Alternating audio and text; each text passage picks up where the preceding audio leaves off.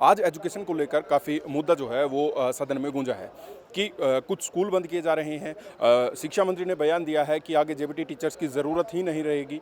पूर्व शिक्षा मंत्री गीता भुक्कल मेरे साथ हैं, आइए उनसे बात करते हैं। मैम, किस तरीके से देखते हैं, स्कूल बंद कर दिए, आगे जेबीटी टीचर्स की ज़रूरत ही नहीं? ये तो स्कूल बंद करेंगे, कॉलेज बंद करेंगे, कारखाने बंद करेंगे, बैंक बंद करेंगे, रेल बेचेंगे, जहाज बेचेंगे, सब कुछ प्राइवेटाइजेशन कर देंगे, केवल खुद सरकारी रहेंगे। सरकारी अमले का इस्तेमाल करेंगे, पुलिस प्रशासन इनकी सिक्योरिटी करेगी। आम जनमानस आज नाराज़ है, भारतीय जनता पार्टी की नीतियों से नाराज़ है।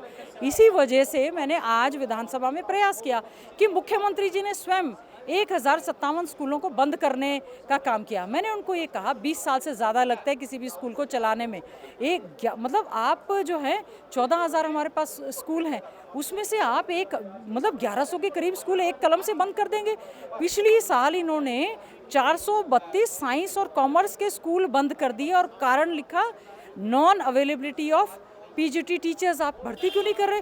और आज तो और दुर्भाग्यपूर्ण स्टेटमेंट कि जब मैंने ये कहा कि 21 हमारे 22 ज़िले हैं, 21 ज़िलों में हमने हमारे समय में डाइट्स खोल दी।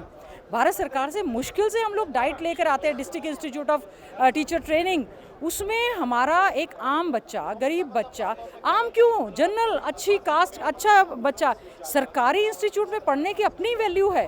और मुख्यमंत्री जी ने स्वयं कहा जो सेल्फ फाइनेंस है कि वो दुकानें खुली हुई हैं, आप उनको दुकानें कह रहे हैं, तो आप अपने सरकारी शिक्षण संस्थान को स्ट्रेंथन क्यों नहीं कर रहे? आप उन पे क्यों ताले लगा रहे हैं? मैंने बार बार प्रयास किया शिक्षा मंत्री जी से, बार बार प्रयास किया मुख्यमंत्री जी से जानने का कि कम से कम मैं खुद शिक्षा के नाम पर राजनीति नहीं करना चाहती, पर बड़ा दुख हुआ कि 1100 स्कूल बंद कर रहे हैं, डाइट्स में एडमिशन बंद कर रहे हैं कि जेबीटी आपके पास ज़्यादा हो गए। आप स्कूल बंद कर देंगे तो टीचर्स कहाँ जाएंगे? जो हमने आरोही मॉडल स्कूल्स खोले थे नेशनल लेवल पर, मेरे गांव का मातनेल का स्कूल फर्स्ट आया और इतने बढ़िया वो हमारे स्कूल हैं। मुझे हैरानी होती है कि इतने अच्छे स्कूल जो हमारा नेशनल लेवल पर एक्सेल कर रहे थे, आपने 6.5 साल में उनमें रेगुलर भर्तियाँ ही नहीं की। आप एक तरफ तो कह रहे हैं हमारे पास फालतू हैं, एक तरफ आप भर्तियाँ नहीं कर रहे हैं। स्टेट लेवल इंस्टीट्यूट हमारा बीए, बीकॉम, बीए, बीएससी और बीएड का एक ही इंस्टीट्यूट है पूरे स्टेट में जो झज्जर में है। कह के थक गई, शर्म आती है मुझे ऐसी स्टेट पर, ऐसे राज्य पर जिसमें भारतीय जनता पार्टी और जेजेपी की सरकार है, जिन्होंने उसमें आज तक रेगुलर स्टाफ नहीं दिया। एक डायरेक्टर ऐसे लगाए जो कि प्रिंसिपल के लिए इनएलिजिबल थे, डायरेक्टर एससीईआरटी लगा दिए जो कि इनएलिजिबल थे और उनका ध्यान ही नहीं है। आप कह रहे हैं मतलब यहाँ बेरोजगार युवा धक्के खा रहा है और आप कह रहे हैं कि हम रोजगार के साधन बंद करेंगे। 50% से ज़्यादा प्रिंसिपल्स नहीं है स्कूलों में, तो सरकार का शिक्षा की और बिल्कुल ध्यान। मैंने बार बार कहा आप इसमें जवाब दे दें कि क्या कारण है, आप उनमें एडमिशन्स क्यों बंद कर रहे हैं? जी। एक मैम, लोक व्यवस्था में विघ्न को लेकर जो आज वसूली विधेयक लाया, उस पर काफ़ी हंगामा हुआ। गृह मंत्री पहले ही अपनी बात रखने लग गए। वो हंगामा किस तरीके से था और क्या एक इंस्टिगेट वर्ड यूज़ किया गया था, उसी को लेकर विरोध था या तमाम बिल को?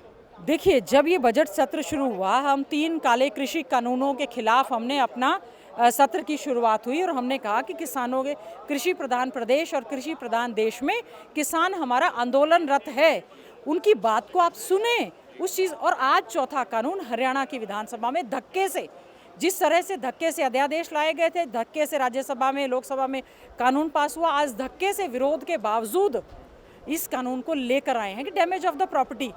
पहले क्या प्रदेश में कानून नहीं है, सीआरपीसी नहीं है, आईपीसी नहीं है, कानून व्यवस्था नहीं है? क्या कारण है? जबकि हमारा प्रोग्रेसिव स्टेट है हरियाणा, हम क्यों यूपी को फॉलो कर रहे हैं? हम हमारे हरियाणा प्रदेश को, जो एक प्रगतिशील प्रदेश है, एक वेलफेयर स्टेट है, Haryana should be a model for all other states.